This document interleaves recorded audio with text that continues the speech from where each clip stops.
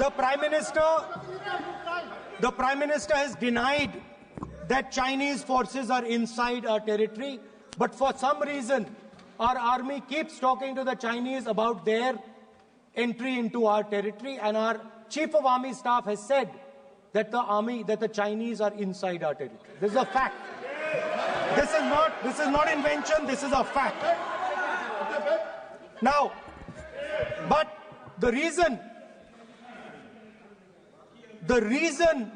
China is inside our territory is important. Because people think that wars are fought between armies and their weapons. But the fact of the matter is that wars are fought by industrial systems. The fact of the matter is that China has an industrial system that is far stronger, far bigger than our industrial system. And that is why they have the guts to come inside this country. The reason China is sitting inside this country is because Make in India has failed. The reason China is sitting inside this country is because India is refusing to produce. And I'm worried that India is going to give up this revolution to the Chinese once again. The reason I made this reference is because everything is connected. If and when we fight a war with China, we will be fighting with Chinese electric motors, Chinese batteries, Chinese optics, and we will be buying Chinese motors, Chinese optics, Chinese batteries. It is a non-sustainable proposition. That is why for our security, for the future of our children, for the future of our country, we have to build a production system, and we cannot allow this revolution to go by. Yes. Now, the next step, we have a strategic partner called the United States. The partnership should focus on how India and the United States can work together to take advantage of this revolution.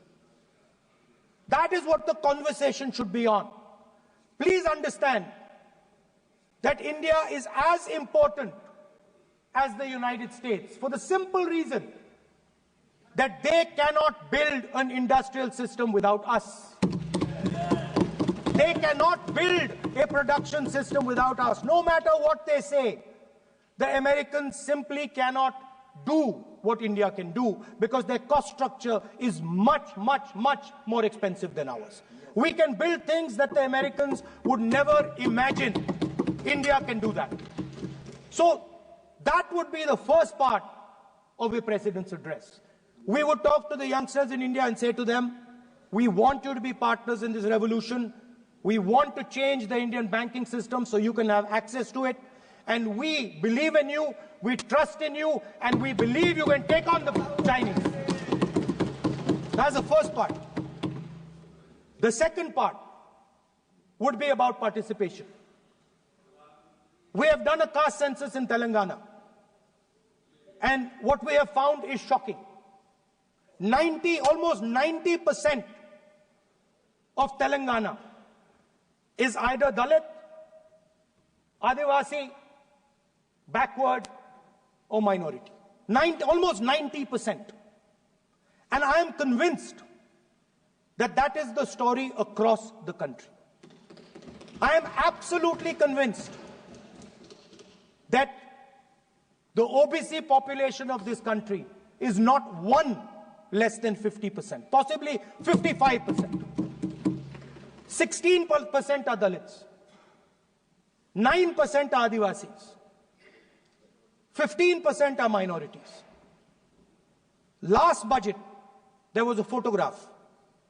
You remember the photograph? Of course. वो मक्खन बांटने वाली, हलवा बांटने वाली photo. मैं हैरान हो गया कि इस बार फोटो ही हटा दी. हलवा खिलाया मगर दिखाया नहीं किसको खिला रहे.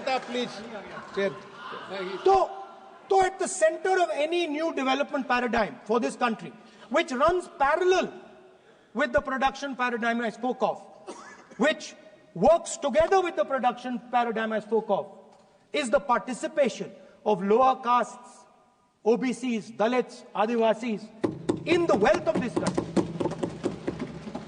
If we look at the largest corporates in this country, they're all owned. None of them are owned by OBCs. None of them are owned by Dalits. None of them are owned by tribals. If we look at the biggest media companies that support the Prime Minister, every day we see the Prime Minister's pleasant face, smiling face on these media. None of them are owned by OBCs. None of them are owned by Dalits. None of them are owned by Adivasis. This is a fact. So central to any new development paradigm is the architecture of a new paradigm. And that architecture of the new paradigm can only be built once the caste census is placed on this table. Because once the caste census is placed on the table, we will know exactly how much of this country's wealth, how much of this country's power, how many of this country's institutions are owned by 90% of this country. There are OBC MPs in the BJP. There are OBC MPs in the BJP. There are Dalit MPs in the BJP. There are Adivasi MPs in the BJP. Remember, you are OBCs, you have 50% of the population, and you have absolutely no power. I know that you're sitting there and you cannot even open your mouth. That is the truth of the country. प्रधानमंत्री का चेहरा आपको दिखाई नहीं देता है। जाति जनगणना, प्रधानमंत्री का चेहरा आपको दिखाई नहीं देता क्या? Architecture, participation, revolution in this country that we are going to bring. ये कुछ दिखता नहीं है। सोनिया गांधी, प्रियंका, ये तो अपोजिशन को कुछ दिखाई नहीं देता है। ओबीसी बात करते हैं। So the idea is, Speaker sir, the idea.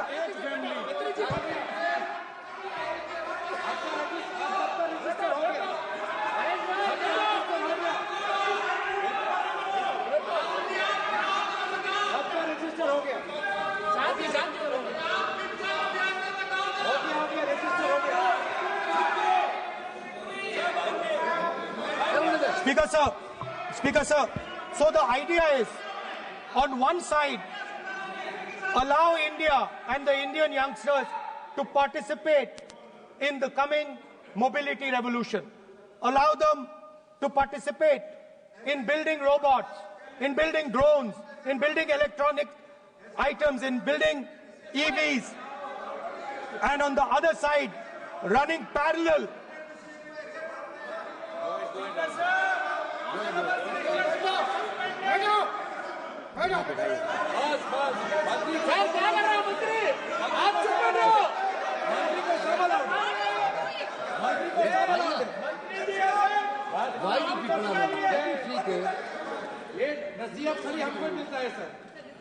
मैंने उनको ही मना the country, Speaker sir. ऐसा नहीं है। So, आप भी बहुत डिस्टर्बेंस करते हैं। Okay, Speaker sir. So parallel ideas. One idea: participate in the mobility revolution. Whether you're thinking of economy, weapons, production, healthcare, India should participate in this revolution.